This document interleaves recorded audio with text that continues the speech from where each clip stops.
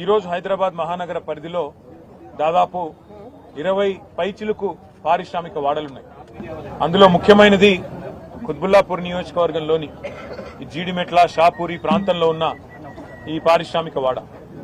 ఈ industrial park ఏదైతే ఉందో దశాబ్దాల కింద ఏర్పడ్డ పార్క్. దాదాపుగా ఈ పక్కనే ఉండే గాంధీనగర్ ఈ ప్రాంతం అంతా కలుపుకుంటే 1100 ఎకరాల పైచిలుకు భూమిని ఆనాడు అప్పటి ప్రభుత్వాలు, అప్పుడు కాంగ్రెస్ ఉన్నదో తెలుగుదేశం ఉందో ఎవరో ఉన్నారు, మొత్తానికి ఆనాడు ప్రభుత్వం పార్టీ ఏదైనా ప్రభుత్వాలు మరి పరిశ్రమల కోసం ఇక్కడ భూములు కేటాయించినారు. అప్పటి పరిశ్రమకు భూములు కేటాయించినాడు సబ్సిడీ ధరల మీద. అంటే మార్కెట్లో ఎకరం ₹1,00,00,000 ఉంటే కేవలం 10 లక్షల రూపాయలకి 12 లక్షల రూపాయలకి ఆ రోజు అప్పుడున్న పారిశ్రామికవేత్తలకు ప్రభుత్వాలు అందజేసినాయి.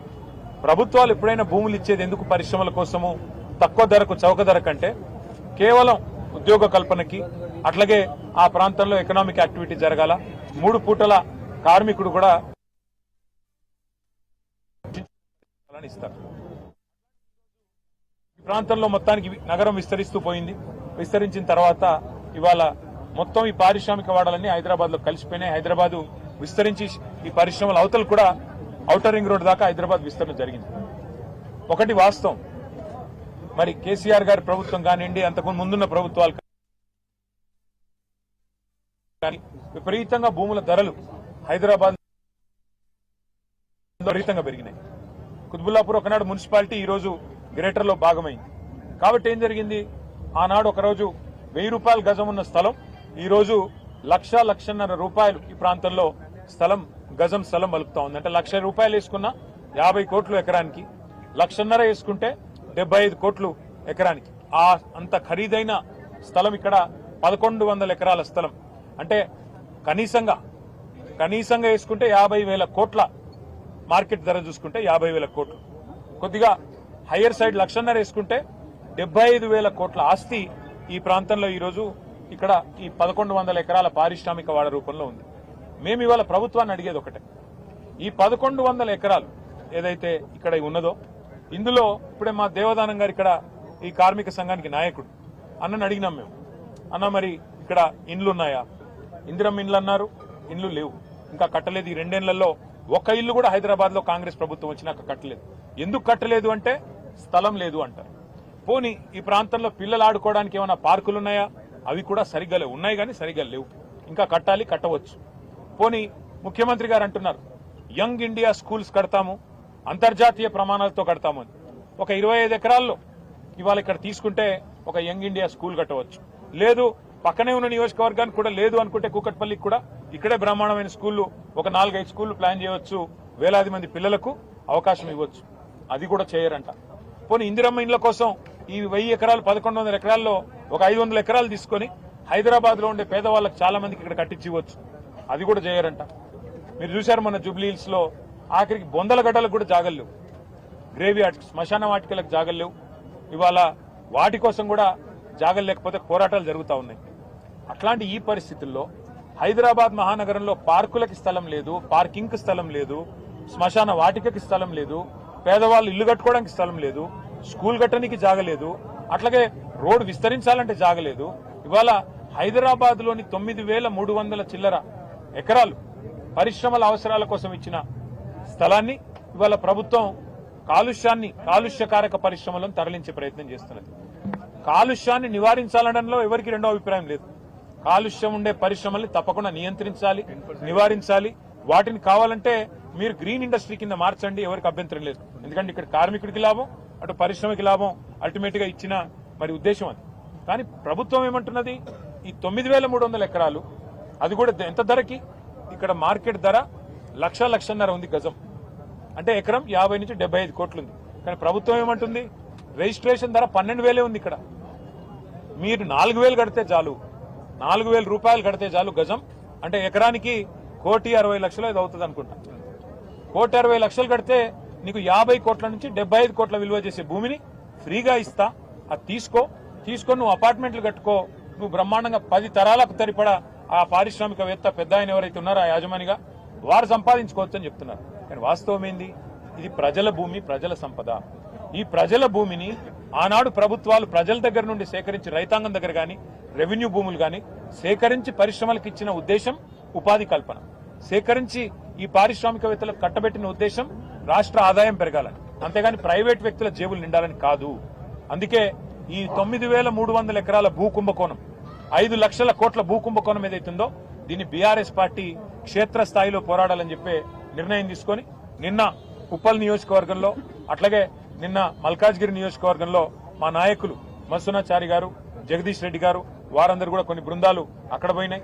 ఇవాళ మేమందరం కూడా, నేను, మా వివేక్ గారు, మా కృష్ణారావు గారు ఎమ్మెల్యే గారు, అట్లాగే పల్లా రాజేశ్వర రెడ్డి గారు, మా సత్యవతి రాథోడ్ గారు, ఎమ్మెల్సీ రాజు గారు, మేమందరం ఇక్కడికి రావడం జరిగింది. మిగతా బృందాలన్నీ కూడా ఇవాళ వివిధ పారిశ్రామిక వాడల్లో పర్యటనకు వెళ్తా ఉన్నాం. నేను ఈ ప్రభుత్వానికి చెప్పేది ఒకటే, మీరు ఈ 5 లక్షల కోట్ల ప్రభుత్వ ఆస్తి, ప్రజల ఆస్తి, ప్రభుత్వ ఆస్తి అంటే ప్రజల ఆస్తి, దీన్ని సరైన పద్ధతిలో వినియోగించండి. పేదలకు ఇల్లు కట్టివ్వండి, మేము వ్యతిరేకం కాదు. ఈ భూములు వెనక్కి తీసుకోండి, కావాలంటే 50%, 60% వెనక్కి తీసుకోండి. గ్రీన్ ఇండస్ట్రీలు పెట్టండి, మేము వ్యతిరేకించట్లేదు. అట్లాగే ఐటీ పార్కులు పెట్టండి, మేము వ్యతిరేకించట్లేదు. కానీ పారిశ్రామికవేత్తలకు అడ్డికి పావుషేరుకు రాసిస్తాం. మీరు ఇష్టం ఉన్న అపార్ట్మెంట్లు కట్టుకోండి, మాల్స్ కట్టుకోండి, మీరు ఎంజాయ్ చేయండి. ప్రజల సొమ్మును మీరు అత్త సొమ్ము అల్లుడు దానం అన్నట్టు మేము దానం చేస్తాము, మీరు అమ్ముకోండి, ఇష్టం ఉన్నట్టు చేసుకోండి అంటే బీఆర్ఎస్ చూస్తూ ఊరుకోదు. నేను పారిశ్రామికవేత్తలు కూడా చెప్తా ఉన్నా, మీరు ఈ ప్రభుత్వం ఇచ్చే ఆషాఢపు సేల్ ఆఫర్ లాంటి ఆఫర్లు తీసుకొని మీరు 4 డబ్బులు కట్టి ఇది మాది అయిపోతుంది అని మీరు అనుకుంటే మీరు పప్పులో కాలేస్తున్నారు. ఖచ్చితంగా మళ్లీ వచ్చేది బీఆర్ఎస్ ప్రభుత్వమే. మేము ఈ HILTP అనే పాలసీ ఏదైతే ఉందో దీన్ని ఖచ్చితంగా రద్దు చేస్తాం. ఇవాళ ఎవరైనా డబ్బులు పెడితే మీరు నష్టపోతారు. ఇక్కడ కార్మిక నాయకులతో మాట్లాడినాం, వారు అంటున్నారు ఈ ప్రాంతంలో 3-4 లక్షల మంది కార్మికులు ఉన్నారు, మరి మేమెక్కడ పోవాలా అని వారు మాట్లాడుతున్నారు. అంటే నిజంగా ఒక పరిశ్రమను తరలించాలంటే కూడా కొంత ప్లానింగ్ ఉండాలి. ఆ పంపించే కాడ, అందుకే మా ప్రభుత్వంలో ఆనాడు ఫార్మా సిటీ అని పెట్టాం ముచ్చెర్లలో. 19,000 ఎకరాలు ఈ పరిశ్రమలు తరలించాలి అంటే అక్కడ కాలుష్యం రాకుండా జీరో ఎఫ్లూయెంట్ పెట్టి అక్కడ తరలించాలని మేము ప్లాన్ చేస్తే, ఈయన వచ్చిన తర్వాత రేవంత్ రెడ్డి గారు అక్కడ కూడా రియల్ ఎస్టేట్ దందా చాలు చేసినాడు. ఫ్యూచర్ సిటీ పేరిట అక్కడ రియల్ ఎస్టేట్ దందా, ఇక్కడ HILTP పేరిట ఇక్కడ రియల్ ఎస్టేట్ దందా.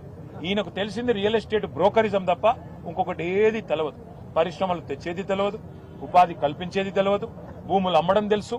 ఇవాళ మన కుకట్పల్లి కుత్బుల్లాపూర్ లో హౌసింగ్ బోర్డు ల్యాండ్లు అమ్ముతా ఉన్నారు. హౌసింగ్ బోర్డు ల్యాండ్లు ఎందుకు? పేదవాళ్ళకి ఇచ్చేదానికి పెట్టినారు, పేదవాళ్ళకి ఇల్లు కట్టించేదానికి. వాటిని అమ్ముతున్నాడు. రోజు చూస్తే ఇవాళ పేపర్లు చూడండి, కోకాపేటలో ఎకరం 130 కోట్లకు పోయిందని చెప్పి ప్రభుత్వం గొప్పగా రాయించుకుంది. మరి 130 కోట్లు కోకాపేటలో ఎట్లుంటది? పక్కనే ఒక 15 కిలోమీటర్ల దూరంలో ఉండే జీడిమెట్ల షాపూర్ ప్రాంతంలో ₹1 ఎట్లుంటది ఎకరం? ఇది ఎక్కడ న్యాయం? పోనీ ఇప్పుడు మా దేవదానం గారు ఉన్నారు, ఆయనకు మరి మీరు ఇక్కడ కూడా గజం ₹4,000 ఇస్తే ఆయన కూడా కొనుక్కుంటాడు. వాళ్ళ మొత్తం సంఘం కూడా మీరు ఇవ్వండి, ప్రభుత్వం ఒక ఎకరం మొత్తం ఈ యూనియన్కి ఇవ్వండి, ₹4,000 గజం చొప్పున. మేము కావాలంటే చందాలేసి వాళ్ళకి మేము కూడా సాయం చేస్తాం. వాళ్ళకి ఇవ్వరు, కార్మిక సంఘాలకు ఇవ్వరు, పేద ప్రజలకు ఇవ్వరు. కానీ ఎవరికి ఇస్తారు? పెద్ద పెద్ద పరిశ్రమలు అని చెప్పి ఎవరైతే నడుపుతున్నామని చెప్పి చెప్తున్నారో వాళ్ళకిచ్చి వాళ్ళు అపార్ట్మెంట్లు కట్టుకోవడానికి, మాల్స్ కట్టుకోవడానికి ఇవాళ చేస్తున్న వ్యవహారం ఏదైతుందో దీని వెనకాల దాగి ఉన్నది 5 లక్షల కోట్ల కుంభకోణం. ఈయన అనుముల రేవంత్ రెడ్డి కాదు, ఈయన అవినీతి అనకొండ. ఈయన అన్నదమ్ముళ్ళు, ఈయన చుట్టూ ఉండే కొంతమంది రియల్ ఎస్టేట్ మాఫియా, వాళ్ళందరూ కలిసి ఈ 9,300 ఎకరాల మీద కన్నేసి వాటిని కాజేయడానికి లక్షల కోట్ల రూపాయలు ఢిల్లీకి కప్పంగా కట్టడానికి, ఢిల్లీ పెద్దలకు పంపి పదవులు కాపాడుకోవడానికి మూటలు పంపి చేస్తున్న ఒక కుయుక్తి. దీన్ని బీఆర్ఎస్ అడ్డుకుంటుంది. ఇది కేవలం ప్రారంభం మాత్రమే. రేవంత్ రెడ్డి గారు అనుకుంటుండొచ్చు ఒకరోజు వచ్చినారు పోయినారు ఏం చేస్తారని. ఏం చేస్తామో చూపెడతాం. హైదరాబాద్ నగరంలో ప్రతి గల్లీలో ప్రజలను కూడగడతాం, ప్రతి నియోజకవర్గంలో కూడగడతాం. కూడగట్టి చైతన్యవంతులు చేసే విధంగా సదస్సులు ఏర్పాటు చేస్తాం, హాల్ మీటింగ్లు ఏర్పాటు చేస్తాం. ఆ తర్వాత రౌండ్ టేబుల్ పెడతాం, అన్ని ప్రజా సంఘాలను కూడగలుపుతాం. అవసరమైతే న్యాయ పోరాటం కూడా చేస్తాము. ఏ పరిస్థితుల్లో కూడా దీన్ని వదిలిపెట్టు. నేను మళ్లీ చెప్తా ఉన్నా పారిశ్రామికవేత్తలకి, 2 ఏళ్ల తర్వాత మళ్లీ వచ్చేది బీఆర్ఎస్ ప్రభుత్వమే. కేసీఆర్ గారు ముఖ్యమంత్రిగా మళ్లీ తిరిగి ఈ రాష్ట్రానికి రాబోతా ఉన్నారు. ఈ HILTP అనే అపసవ్య నిర్ణయం, ప్రజల సొమ్ము దోచే నిర్ణయం, దీన్ని ఖచ్చితంగా నిర్ద్వందంగా మీరు కూడా తిరస్కరించండి. ఎందుకంటే నడుస్తున్న పరిశ్రమను మూసేసి మీరెక్కడికో పోవాలి అంటే అక్కడ అవసరాలు లేకుండా, అక్కడ కనీస పరిస్థితులు లేకుండా మీరెక్కడ పోతారు? మీరు కనుక ఇప్పుడు ఈ భూమాయలో పడి వీటిని కొనుగోలు చేస్తే దీన్ని ఖచ్చితంగా సమీక్షించి రద్దు చేసి అవసరమైతే చట్టం తెస్తాం, చట్టం ద్వారా రద్దు చేస్తామని చెప్పి కూడా నేను పారిశ్రామికవేత్తలకు కూడా ముందే అప్రమత్తం చేస్తున్నా. నేను హెచ్చరించడం లేదు, అప్రమత్తం చేస్తున్నా. రేవంత్ రెడ్డి భూ కుంభకోణంలో మీరు భాగస్వాములు అవుతే మీరు కూడా నష్టపోతారు. దయచేసి మీరు పెట్టిన డబ్బులు కూడా నష్టపోతారు. ఇటు పరిశ్రమ పోతుంది, అటు భూమి కూడా పోతుంది. ఎటు కాకుండా మీరు పోతారు. ముందే నేను మిమ్మల్ని అప్రమత్తం చేస్తున్నా అని చెప్పి కూడా తెలియజేస్తూ, ఈ భూ కుంభకోణాన్ని దయచేసి మీడియా కూడా మాకు సహకరించాలి. దీన్ని వెలుగులోకి తీసుకొచ్చేది మా కార్మిక సంఘాల నాయకులతో కూడా నా ప్రార్థన. ఇది నా సొమ్ము కాదు, రేవంత్ రెడ్డి సొమ్ము కాదు, బీఆర్ఎస్ సొత్తు కాదు, కాంగ్రెస్ సొత్తు కాదు. ఇది ప్రజల ఆస్తి, ప్రజల సొమ్ము. మీకు ఇండ్లు కట్టడానికి, మీ పిల్లలకి స్కూళ్లు కట్టడానికి, మీ కుటుంబాల కోసం పార్కులు కట్టడానికి, లేదా ప్రజల అవసరాలకు వినియోగించే హాస్పిటల్ కట్టడానికి, వాటికి వినియోగించాల్సిన స్థలాన్ని ప్రైవేట్ వ్యక్తులకు దారాదత్తం చేస్తుంటే చూస్తా ఊరుకోవడం అనేది భవిష్యత్ తరాలు కూడా క్షమించరాని నేరం అవుతుంది. దయచేసి మీరు కూడా కలిసి రావాలి ఈ పోరాటంలో అని చెప్పి ఇక్కడ ఉన్న మా కార్మిక అన్యులకు కూడా నేను తెలియజేస్తూ, ఇదే కార్యక్రమాన్ని పురస్కరించుకొని మా పార్టీ కూడా రౌండ్ టేబుల్స్ కూడా ఏర్పాటు చేస్తుంది. అఖిలపక్ష మీటింగ్లు కూడా ఆర్గనైజ్ చేస్తాము. దానిలో కూడా అందరూ కూడా పాల్గొని వారి మద్దతు తెలియజేయాలని చెప్పి కోరుతూ, ఇవాళ ఈ ప్రాంతంలో ఇంకా పారిశ్రామిక వాడలో కూడా పోయి ఇంకొంతమందిని కలుస్తాము. ఇతర వాడల్లో కూడా ఇవాళ మా బృందాలు తిరుగుతున్నాయి. వాటికి దయచేసి మరి మా ఉద్దేశం ఏంది ఈరోజు మీటింగ్ అంటే, ఇక్కడ రావడానికి ధర నిర్ధారణ జరగాలి, నిజ నిర్ధారణ జరగాలి. ధర నిర్ధారణ అంటే ఏంటి? ప్రభుత్వం అంటుంది ఇక్కడ 4000 గజం ఉంది అందుకే ఇచ్చేస్తామంటుంది. ఇప్పుడు మాకు ఇక్కడికి వస్తే తెలిసింది 1,00,000 ఉందా, 1,50,000 ఉందా? ఇక్కడ 1,00,000 పైనే ఉంది తప్ప 1,00,000కు తక్కువ లేదు గజం. అంటే ఎకరం 50 కోట్లకు తక్కువ లేదు. మరి ప్రభుత్వం ఎకరం ₹1 కోటి ఇస్తా అంటున్నది. ఇది న్యాయమా? ప్రజలు ఆలోచించాలి. ఈ ప్రాంత ప్రజలు ముఖ్యంగా పూర్తి స్థాయిలో దీన్ని అర్థం చేసుకోవాలని కోరుతాం. గ్రిడ్ పాలసీ తీసుకొచ్చింది, దాని ప్రకారం మేము ఇస్తాం. ఇది కూడా మేము ఇస్తున్నది కూడా వాళ్ళ లీజ్ భూములు కాదని ప్రభుత్వం పదే చెప్తుంది. గ్రిడ్ యాజమాన్య హక్కులు అంటే ఎవడిచ్చాడు యాజమాన్య హక్కు? ప్రభుత్వమే కదా. ఎవరు సేకరించారు ఈ భూములు? ప్రభుత్వమే కదా. ఆ రోజు ₹1 కోటి ఉన్న భూమిని 10 లక్షల రూపాయలకి ఇచ్చాం. ఎందుకు ఇచ్చాం? భూమి అపార్ట్మెంట్లు కట్టుకోనికి ఇచ్చిండ్రా, మాల్స్ కట్టుకోనికి ఇచ్చిండ్రా, పరిశ్రమలు నడపడానికి ఇచ్చిండ్రు. వాళ్ళ పరిశ్రమలకి ఇంకా ఇక్కడ నుంచి తీసేయాలంటే కావాలంటే దాన్ని ఐటీ పరిశ్రమ పెట్టండి, మేము వద్దంటలేదు. గ్రిడ్ పాలసీ అదే కదా, ఐటీ పరిశ్రమ పెట్టమన్నాం. తప్ప అది ఐటీ పరిశ్రమ పెట్టి ఈ ప్రాంతంలో కార్మికుల పిల్లలు ఉన్నారు, చదువుకున్న వాళ్ళు, ఫీజు రీయింబర్స్మెంట్ కింద చదువుకున్న వాళ్ళు చాలా మంది ఉన్నారు, ఇంజనీర్లు చదువుకున్న వాళ్ళకి ఉద్యోగాలు ఇవ్వండి, మేము వద్దంటలేదు కదా. కాలుష్యాన్ని తరలించడంలో మాకు ఇబ్బంది లేదు, కాలుష్య కారక పరిశ్రమల్ని తరలించడంలో ఇబ్బంది లేదు. కానీ కాలుష్య నియంత్రణ మండలి ఉంది, ఇక్కడ కంట్రోల్ చేయండి. కాలుష్యం మేము వద్దంటున్నామా? అవసరమైతే అట్లా కాలుష్యం ఉన్న పరిశ్రమలు పోయినాయి, కొన్ని ఉన్నాయి, వాటిని నియంత్రించండి, వాటిని మూసేయండి, మేము వద్దంటలేదు. గ్రిడ్ పాలసీ ఉద్దేశం ఏంది? ఒక పరిశ్రమ అక్కడ అవసరమైతే కాలుష్యం వెదజల్లుతుంటే దాన్ని తొలగించి ఐటీ పరిశ్రమ పెట్టాలనేది గ్రిడ్ ఉద్దేశం. మరి దాని తప్పెట్లా పడతారు? ఇప్పుడు మీరేం చేస్తున్నారు? అపార్ట్మెంట్లు, మాల్స్, ఇదా మీ హెచ్ఐఎల్టీపీ ఉద్దేశం? అందుకే పరిశ్రమ స్థానంలో ఇప్పుడు రెడ్ కేటగిరీ ఇండస్ట్రీ ఉందనుకోండి, గ్రీన్ కేటగిరీ ఇండస్ట్రీ నడపండి. ఎవరొద్దన్నారు? గ్రీన్ కేటగిరీ అంటే కాలుష్యం లేని పరిశ్రమ నడపండి. కార్మికుల పొట్టగొట్టిన వాళ్ళు గారు మీరు.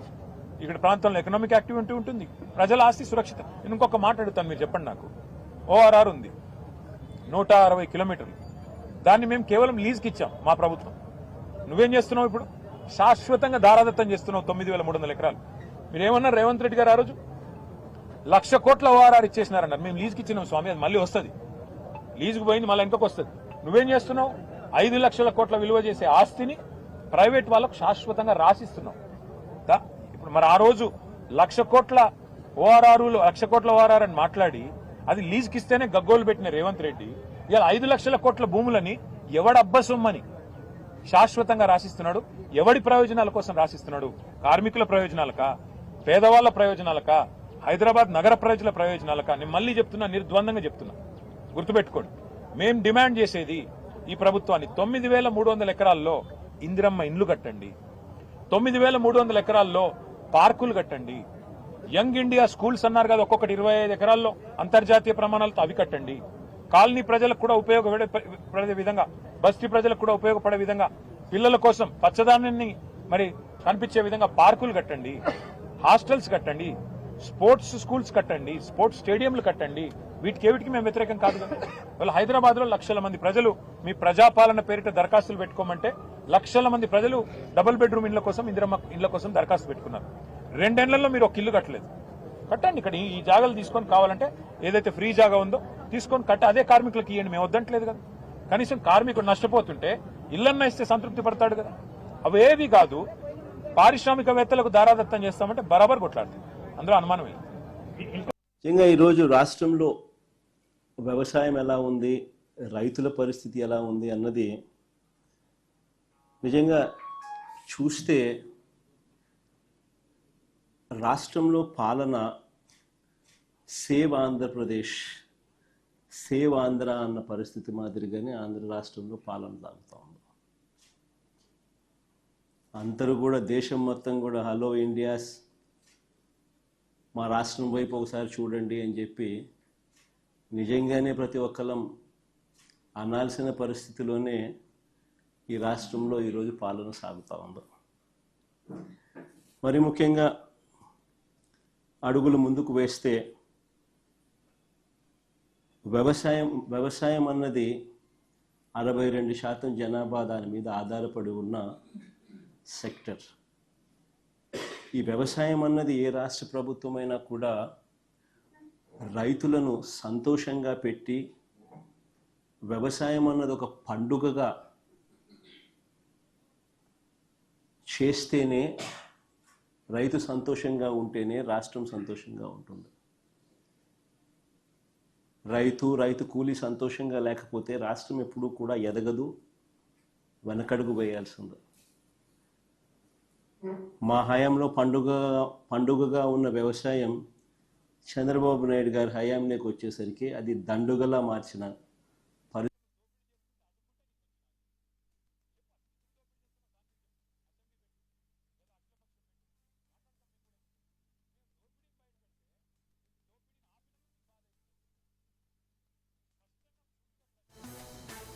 62% జనాభా దాని మీద ఆధారపడి ఉన్న సెక్టర్. ఈ వ్యవసాయం అన్నది ఏ రాష్ట్ర ప్రభుత్వమైనా కూడా రైతులను సంతోషంగా పెట్టి, వ్యవసాయం అన్నది ఒక పండుగగా చేస్తేనే, రైతు సంతోషంగా ఉంటేనే రాష్ట్రం సంతోషంగా ఉంటుంది. రైతు కూలీ సంతోషంగా లేకపోతే రాష్ట్రం ఎప్పుడూ కూడా ఎదగదు, వెనకడుగు వేయాల్సింది. మా హయాంలో పండుగగా ఉన్న వ్యవసాయం చంద్రబాబు నాయుడు గారి హయాంలోకి వచ్చేసరికి అది దండుగలా మార్చిన పరిస్థితుల మధ్య ఈరోజు రాష్ట్రంలో వ్యవసాయం కొనసాగుతూ ఉంది. మొన్న ఈ మధ్యకాలంలోనే మనమంతా కూడా మోంతా తుఫాను ఇంకా మన మనసుల్లో నుంచి ఇంకా చెరిగిపోలేదు, మననే కనిపిస్తూ ఉంది.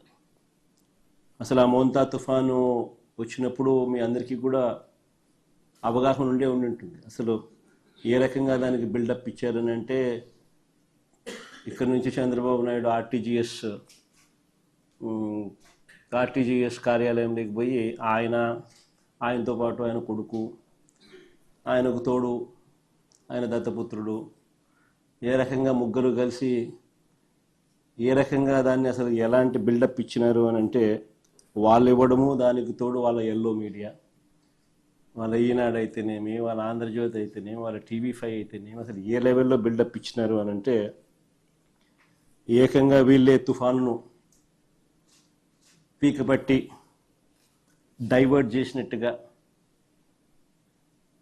అసలు వీళ్ళు గాన ఆర్టీజీఎస్లో గాన టీవీల ముందర గాన ఆ కంప్యూటర్ల మీద వీళ్ళు గాన కూర్చోకపోయినంటే అసలు ఇంకా రాష్ట్రంలో తుఫాన్ ఎఫెక్ట్ ఇంకా ఏ స్థాయిలో ఉండేది అని అంటే, వీళ్ళు కాబట్టి దాన్ని ఆపగలిగినారు. బిల్డప్లో చూసిన తర్వాత చివరికి విషయానికి ఎన్నిక వస్తే తుఫాను చేసిన బీభత్సం, ఆ డెవస్టేషన్ తర్వాత ప్రభుత్వం స్పందించిన తీరు, ఫైనల్ పరిస్థితులు ఏమిటి అని చెప్పి చూస్తే, తుఫాను కారణంగా నష్టపోయిన ఏ రైతుకు కనీసం ఒక పైసా సహాయం అందలేదు. ఆశ్చర్యం ఏమిటి అని అంటే, దాదాపుగా 15 లక్షల ఎకరాలను తగ్గించేసి 4-5 లక్షలు కుదించేసినారు. పోనీ కుదించిన దానికన్నా కానీ కనీసం నష్టపరిహారం ఇచ్చారా అని అంటే అది లేదు, ఓ పైసా ఇలా. సరే, ఈ మోంతా తుఫాను గురించి పక్కన పెట్టండి. చంద్రబాబు నాయుడు గారి ఈ 19 నెలల పరిపాలనలో రాష్ట్రంలో దాదాపుగా 17 సార్లు ప్రకృతి వైపరీత్యాల కారణంగా, అంటే అది కరువు కావచ్చు, తుఫాన్లు కావచ్చు, 17 సార్లు ఈ 19 నెలల కాలంలో చంద్రబాబు నాయుడు గారి పరిపాలనలో ఈ 19 నెలల కాలంలో 17 సార్లు ఇన్పుట్ సబ్సిడీని వారంట్ చేసింది. ప్రకృతి వైపరీత్యాల వల్ల రైతులు కరువు వల్ల అయితేనేమి, తుఫాన్లు అయితేనేమి, కరువులు అయితేనేమి, అకాల వర్షాలు అయితేనేమి, రైతుల జీవితాలు చిన్నాభిన్నమై ఏకంగా 17 సార్లు గవర్నమెంట్ నుంచి ఇన్పుట్ సబ్సిడీ అన్నది రైతులకు రావాల్సిన పరిస్థితి. దాదాపుగా 1100 కోట్ల రూపాయలు ఇన్పుట్ సబ్సిడీ బకాయిలు.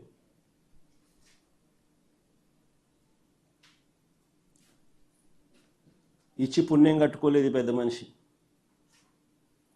కట్టుకోకపోగా పైగా ఈ పెద్ద మనిషి రావడం, వస్తూనే రైతులకు ఇంతకు ముందు వరకు కూడా హక్కుగా ఉచిత పంటల బీమా అన్నది మా ప్రభుత్వ హయాంలో, వైఎస్ఆర్సీపీ ప్రభుత్వ హయాంలో హక్కుగా రైతులకు ఉచిత పంటల బీమా అనేది రైతులకు దక్కుతూ ఉండేది.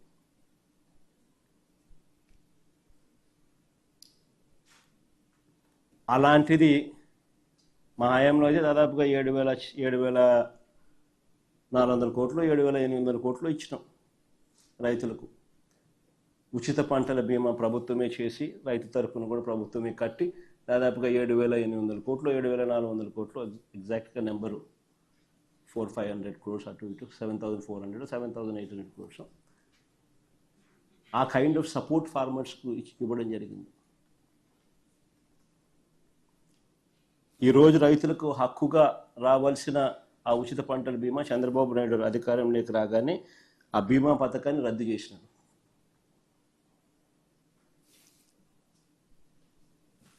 రైతుల పరిస్థితి ఈరోజు ఒకవైపున ఇన్పుట్ సబ్సిడీ రాదు, మరోవైపున రైతులకు హక్కుగా రావాల్సిన ఇన్సూరెన్సు సొమ్ము చంద్రబాబు నాయుడు పుణ్యాన రాకుండా పోయింది.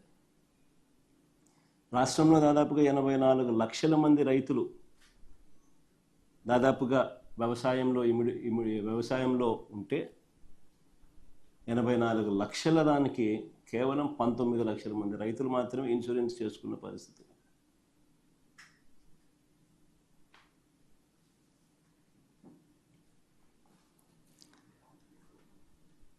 ఆశ్చర్యం కలిగించే విషయం ఇంకోటి ఏంటి అని అంటే రైతులు, కౌలు రైతులు అంతా కలిపి నంబర్ సార్ మామూలుగా ఖరీఫ్ టైంలో 84 lakh acres 87 lakh acres to 84 lakh acres మామూలు కల్టివేషన్ జరుగుతుంది. ఈరోజు 19 లక్షల ఎకరాలకు మాత్రమే ఇన్సూరెన్స్ కనిపిస్తూ ఉంది.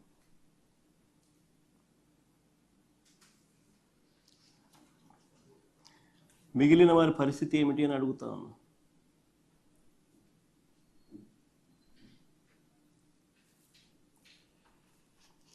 రోజు చంద్రబాబు నాయుడు గారి దగ్గర నుంచి స్పీచ్లు వింటూ ఉంటాం మనమంతా కూడా. ఆ స్పీచ్ల్లో ఏ పొద్దు కూడా ఊకదంపుడు ఉపన్యాసాలు ఇస్తూ ఉంటాడు చంద్రబాబు నాయుడు. కానీ చంద్రబాబు నాయుడు పెండింగ్లో ఉన్న ఇన్పుట్ సబ్సిడీ బకాయిలు ఎప్పుడు ఇస్తాడని మాత్రం చెప్పడు. తాను ఇన్సూరెన్స్ రద్దు చేయడం వల్ల, తాను ఇన్సూరెన్స్ కట్టకపోవడం వల్ల నష్టపోయిన ఆ రైతులకు ఎప్పుడు ఆ ఇన్సూరెన్స్ నష్టాన్ని పూడుస్తాడో అని మాత్రం చెప్పడు.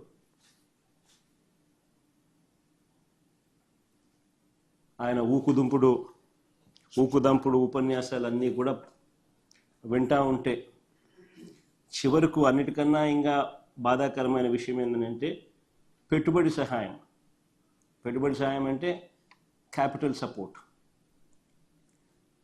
సపోర్ట్ కింద పిఎం కిసాన్ కాక అన్నదాత సుఖీభవ అని పేరు పెట్టి ప్రతి సంవత్సరం 20,000 ఇస్తానన్నాడు.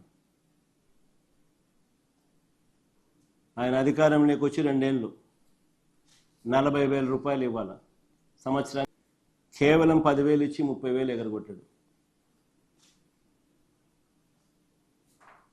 సో రైతుల పరిస్థితి ఏమిటి అని అంటే ఒకవైపున క్యాపిటల్ సపోర్ట్ అంటే పెట్టుబడి సహాయం రైతులకు దక్కకుండా పోయింది. 40,000 రావాల్సిన చోట 10,000 ఇచ్చి చేతులు దులుపుకేసుకున్నాడు, 30,000 మోసం చేసి.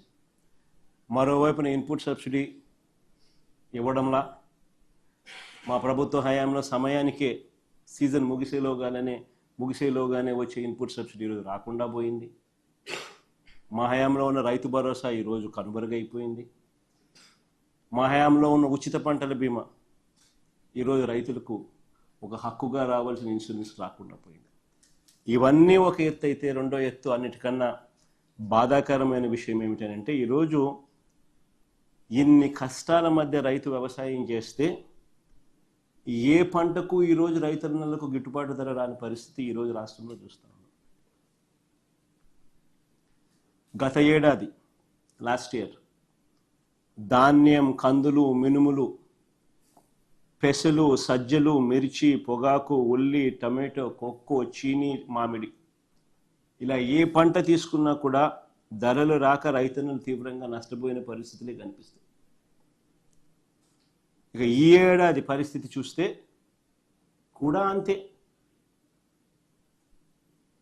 ఇప్పటికే మోంతా తుఫానుతో నష్టపోయి ఉన్న ఆ రైతులకు ధాన్యాన్ని కొనేవాడు లేడు. మామూలుగా 75 కేజీల బస్తా ఎంఎస్పి ప్రకారం 1,776 రూపాయలు రావాలి. ఈరోజు పరిస్థితి ఏమిటి అని అంటే, రైతులకు 1,200 రూపాయలకి ఇస్తారా, 1,300 రూపాయలకి ఇస్తారా అని చెప్పి ఈరోజు దళారులు రైతులను ఈరోజు అడుగుతా ఉన్న పరిస్థితి. ఆశ్చర్యం కలిగించే విషయం ఏమిటి తెలుసా? ఇంకో పక్క దిత్వా తుఫాన్ అంటే ఇప్పుడు జరుగుతా ఉంది. లాస్ట్ ఫ్యూ డేస్ నుంచి దిత్వా తుఫాను చూస్తూ ఉన్నాం. ఇంకో పక్క దిత్వా తుఫాను హార్వెస్టింగ్ సమయంలో వస్తుందని 10 రోజుల ముందే మనకు తెలుసు.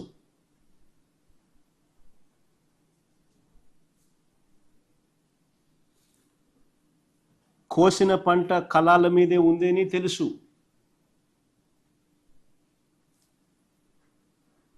ఇంకా ఆశ్చర్య విషయం ఏమిటంటే, ఈ పంట కొనకపోతే ధాన్యం తడిచిపోతుంది అని తెలుసు.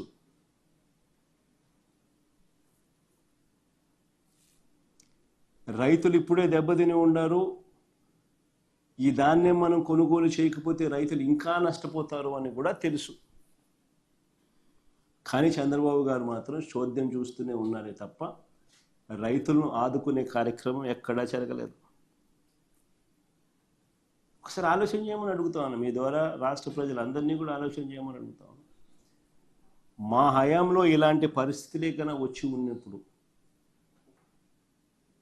మా ప్రభుత్వ హయాంలో ఎలా స్పందన ఉండేది అని ఒక్కసారి గుర్తు తెచ్చుకోమని అడుగుతాను రాష్ట్ర ప్రజలు. వార్ ఫుటింగ్ బేసిస్ మీద మొత్తం యంత్రాంగం అంతా పనిచేసి ఉండేది. వెంటనే గన్నీ బ్యాగ్స్, వెంటనే వాటి మీద సప్లై అయి ఉండేది. లాజిస్టిక్స్ కోసం లారీలు వెంటనే రంగంలోకి దిగి ఉండేటివి. ఆర్బీకేలు వెంటనే యాక్టివేట్ అయి ఉండేటివి. పంట కొనుగోలు వర్షానికన్నా మునిపే టక టక టక టక టక టక కొనుగోలు చేస్తుండేవాళ్ళు. ఈ గతంలో జరిగాయి.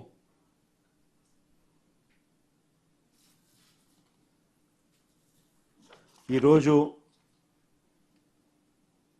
ఎంత దారుణమైన పరిస్థితి ఉంది అంటే, రైతులు ఎలా పోయినా కూడా కనీసం పట్టించుకునే నాతులు లేని పరిస్థితిలో ఉంది. వరి రైతులే కాదు, ఈరోజు అరటి చూసినా అదే పరిస్థితి, మొక్కజొన్న చూసినా అదే పరిస్థితి, పత్తి చూసినా అదే పరిస్థితి, కొబ్బరి చూసినా అదే పరిస్థితి, వేరుశెనగ చూసినా కూడా అదే పరిస్థితి. ఏ పంటకు రేట్లు లేవు. చివరికి ఏ స్థాయిలో ఉంది అని అంటే, కేజీ అరటి ₹10 అంట. కేజీ అరటి పళ్ళు ₹10. ఇంకా రైతులు ఎలా బతుకుతారని అడుగుతా ఉన్నా.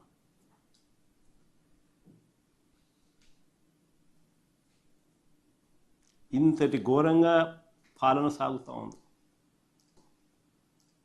అదే ఒకసారి గతంలో మా ప్రభుత్వ హయాంలో ఒకసారి పాలనను గుర్తు తెచ్చుకుంటే ఇలాంటి పరిస్థితులు, ఇలాంటి సందర్భాలలో వైఎస్ఆర్సీపీ ప్రభుత్వ హయాంలో గతంలో అప్పట్లో అరటి, చీనీ రైతుల కోసం ఏకంగా ప్రత్యేక రైళ్లు నడిపాం. అనంతపురం నుంచి ఢిల్లీకి, తాడిపత్రి నుంచి ముంబైకి, నంద్యాల, కర్నూలు నుంచి గజియాబాద్కు, లక్నోకు ప్రత్యేక రైళ్లు నడిచినాయి. దీనివల్ల రైతులకు దళారీ బెడద తప్పింది.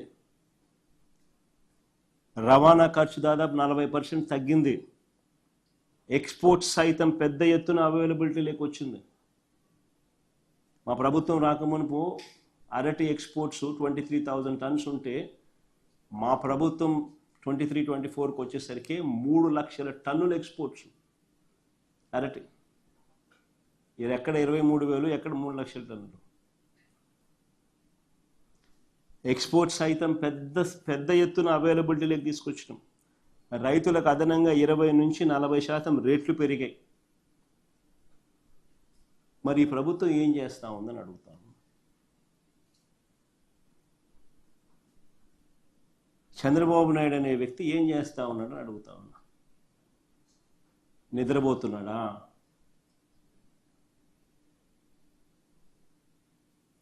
చంద్రబాబు నాయుడు గారిని గట్టిగా అడుగుతా ఉన్నా, నిన్ను ముఖ్యమంత్రిగా చేసింది ఎందుకు అని. గాడిదలు గాయడానికా నిన్ను ముఖ్యమంత్రిగా చేసింది అని అడుగుతా ఉన్నా.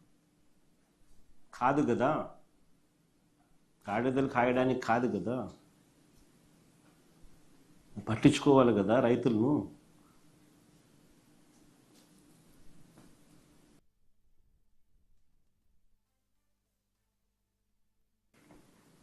చివరిగా చంద్రబాబు నాయుడు గారి ప్రభుత్వాన్ని చూస్తే బాధ ఎక్కడ అనిపిస్తుందంటే, 600 టన్నుల కోల్డ్ స్టోరేజ్ మా హయాంలో ప్రారంభోత్సవం చేసినాం. ఆ కోల్డ్ స్టోరేజ్ ఆపరేషన్లో లేదు, కరెంటు బిల్లులు ఖర్చు అవుతాయని. That is the flight of farmers. ఈరోజు ఆంధ్ర రాష్ట్రంలో రైతుల పరిస్థితి అంత దయనీయంగా ఉంది.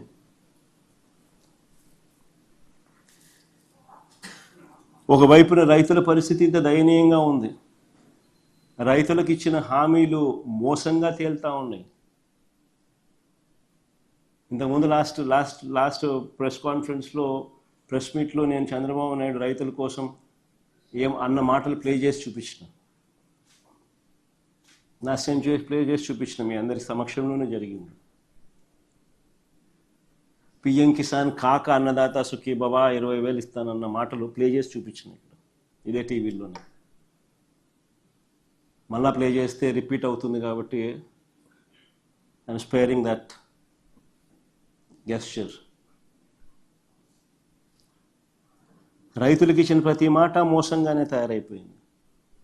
రైతుల బ్రతుకులు అగమ్య గోచరంగా తయారయ్యాయి. రైతులకు హక్కుగా ఉండాల్సిన ఇన్సూరెన్స్, ఉచిత పంటల బీమా పథకాన్ని రద్దు చేసినారు. ఇన్పుట్ సబ్సిడీ సమయానికే సీజన్ ముగిసేలోగా ఇచ్చే ఇన్పుట్ సబ్సిడీ దొరకకుండా పోయింది. ఆర్బీకేలు నిర్వీర్యం అయిపోయినాయి. ఈ క్రాప్ వ్యవస్థ తెరమరుగైపోయింది.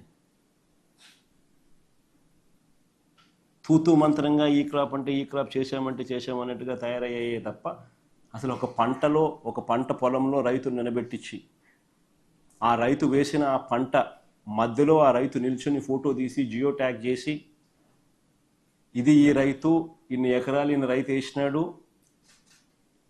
ఈ ఎకరాల్లో ఈ పంట ఈయన వేశాడు అనే దాన్ని ఆర్బీకేకు అనుసంధానం చేసి, దట్ ఈస్ కాల్డ్ ఈ క్రాప్. ఆ తర్వాత ఆ ఆర్బీకే పరిధిలో ఆ రైతుకు ఎక్కడ నష్టం జరిగినా కూడా, గిట్టుబాటు ధర రాని పరిస్థితి ఎక్కడ ఉన్నా కూడా ఆర్బీకేలో ఒక పోస్టర్ ఉండేది, ప్రతి పంటకు ఇది గిట్టుబాటు ధరలని, ఈ పంటకి ఇది గిట్టుబాటు. ఎక్కడైనా అటువంటి గిట్టుబాటు ధర రాని పరిస్థితి ఎక్కడైనా ఉంటే వెంటనే ఆర్బీకే యాక్టివేట్ అయ్యేది. ఆ ఆర్బీకే పరిధిలో వెంటనే డిస్ట్రెస్ కాల్ జాయింట్ కలెక్టర్కి వెళ్ళేది. Joint collector was also assigned as joint managing director Markfed.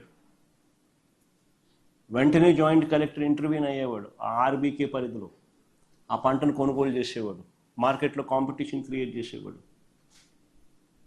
దాదాపుగా 7,457 కోట్లు ఖర్చు చేసినాం మేము మార్కెట్ ఇంటర్వెన్షన్ ఫండ్.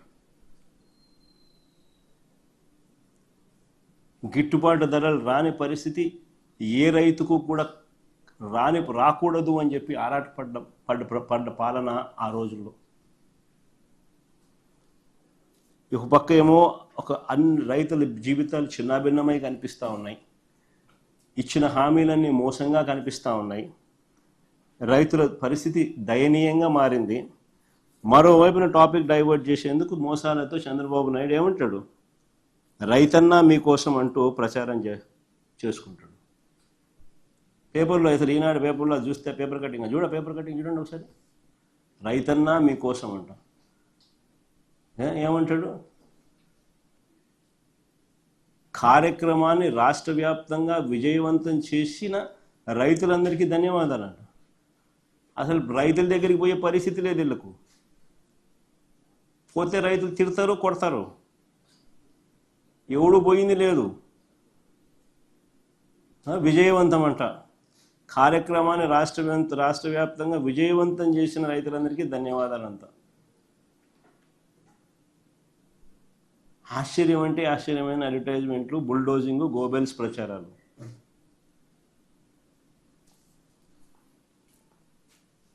అసలు చంద్రబాబు నాయుడు అనే వ్యక్తి రైతుల కోసం కనీసం ఏనాడని నిలబడ్డాడా అని అడుగుతాను.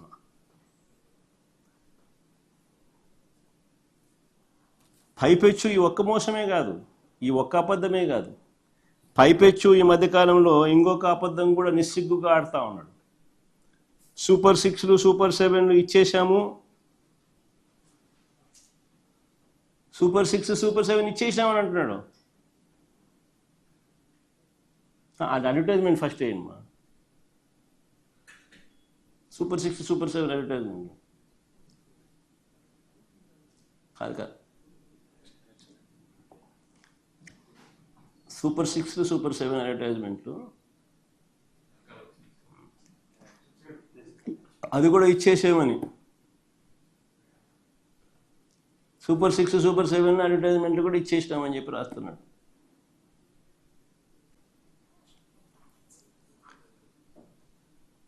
ఆశ్చర్య కలిగించే విషయం ఇది సూపర్ 6 అడ్వర్టైజ్, ఇది సూపర్ 6 సూపర్ 7 ఆయన చెప్పినట్టు.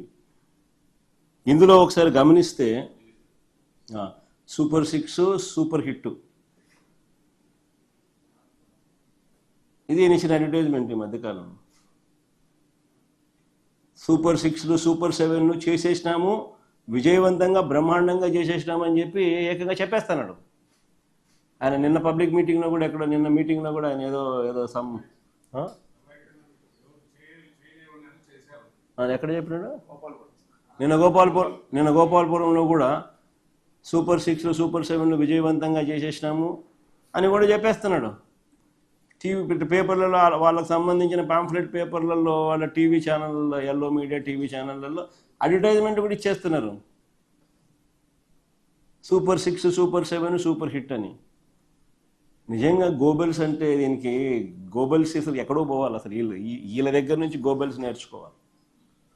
గోబెల్స్ అనే వ్యక్తి హిట్లర్ టైంలో కమ్యూనికేషన్ మినిస్టర్. ఆయన పేరు చెప్తారు కానీ వాస్తవం ఏంటంటే చంద్రబాబు నాయుడు పేరు చెప్పాలా. ఈయన చంద్రబాబు నాయుడు గోబెల్స్కి టీచర్, మెంటార్. సూపర్ 6 సూపర్ 7 అట్లా అడ్వర్టైజ్మెంట్ ఇస్తున్నాడు, వాళ్ళ టీవీలో ఊదరగొడుతున్నారు, వాళ్ళ పార్టీకి సంబంధించిన వాళ్ళతో చెప్పిచ్చేసేస్తారు. మళ్ళీ వాళ్ళకి సంబంధించిన ఎల్లో మీడియాలో టీవీ డిబేట్లు పెట్టి కూడా అయిపోయిందని వేస్తున్నారు. ఆశ్చర్యంగా అడుగుతా ఉన్నా, ఒకసారి మన సూపర్ 6 సూపర్ 7 వాళ్ళు అసలు సూపర్ 6 సూపర్ 7గా వాళ్ళు చూపించింది పెట్టుమా, ఇంతకుముందు చూపించినావు చూడు.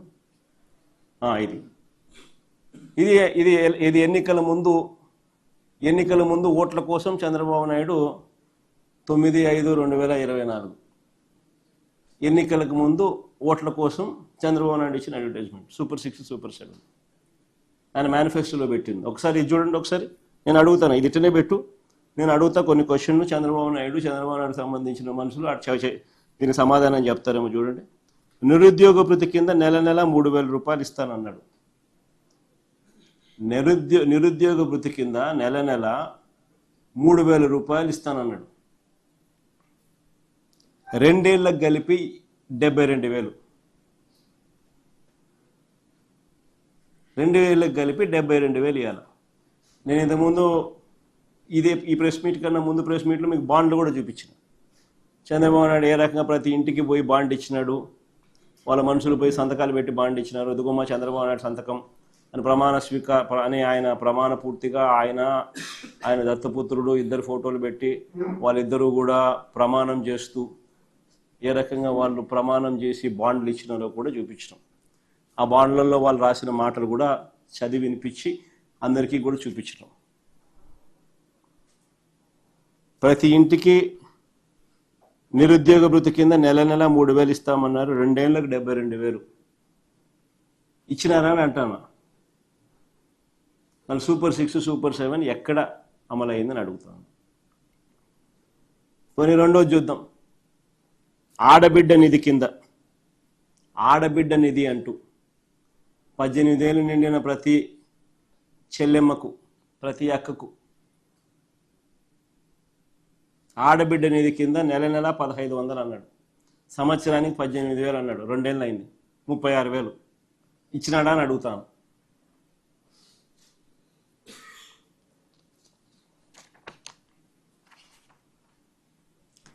పోనీ 50 ఏళ్ళకి పెన్షన్ అన్నాడు. అది కింద చూడండి, బీసీ, ఎస్సీ, ఎస్టీ, ముస్లిం మైనారిటీలకు 50 ఏళ్ళకి పెన్షన్. సూపర్ 6, సూపర్ 7 హామీలు. నెలకు 4,000 చొప్పున, ఏడాదికి 48,000, 2 ఏళ్ళకి కలిపి 96,000. మళ్ళీ ఇచ్చినాడా అంటున్నా. మళ్ళీ ఎవరికి ఇచ్చినాడా అని అంటాం.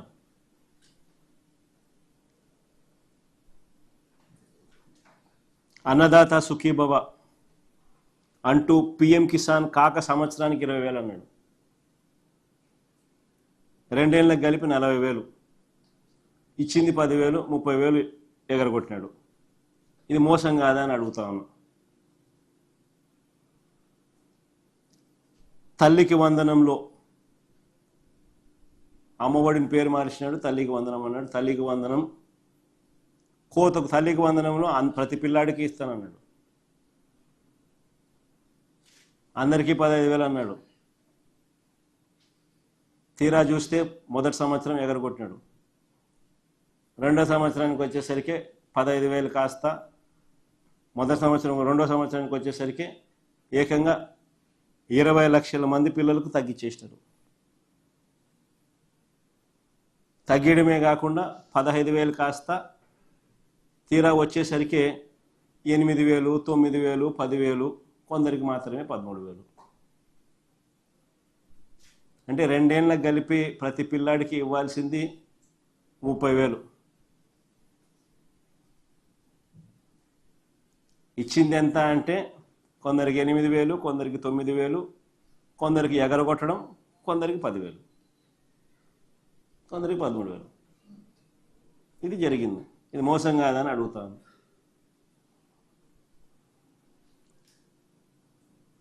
ఏడాదికి 3 సిలిండర్లు అన్నాడు.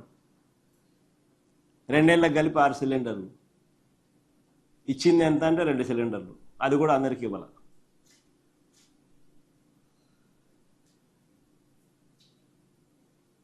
ఇది మోసం కాదా అని అడుగుతా ఉన్నా.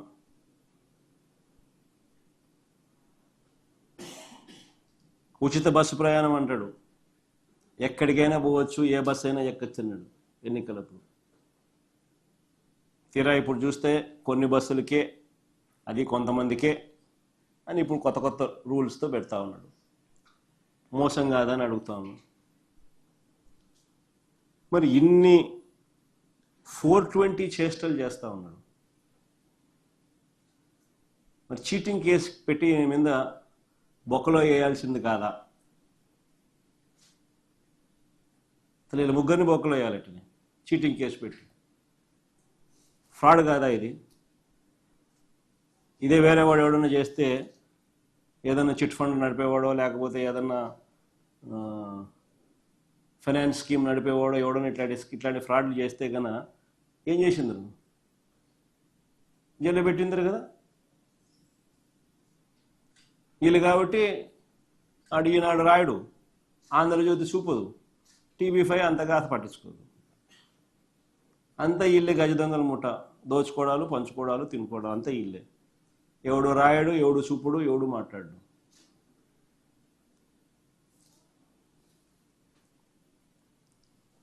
మరోవైపు పరిస్థితి చూస్తే విద్యార్థుల పరిస్థితులు నిజంగా అగమ్యగోచరంగా ఉంది. ఫీజు రీఇంబర్స్మెంట్ పథకం పూర్తిగా అటకెక్కిచ్చేసినారు. విద్యార్థులు ఈరోజు నిజంగా తల్లడిల్లుతూ ఉన్నారు. GER రేషియోస్ డ్రాప్ అయినాయి. లాస్ట్ ప్రెస్ మీట్లో చూపించిన కూడా GER రేషియోస్ డ్రాప్ అవుట్స్ పెరుగుతూ ఉన్నాయి.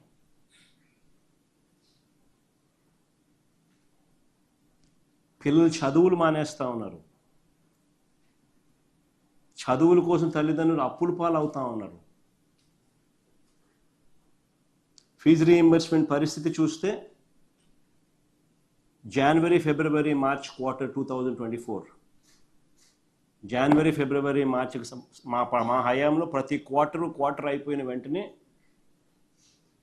వెరిఫికేషన్ చేసి వెంటనే నెక్స్ట్ క్వార్టర్ రాకమునిపై డబ్బులు ఇచ్చేవారు. తల్లుల ఖాతాల్లోకి డబ్బులు పడేటివి. ఈరోజు చంద్రబాబు నాయుడు హయాంలో వచ్చిన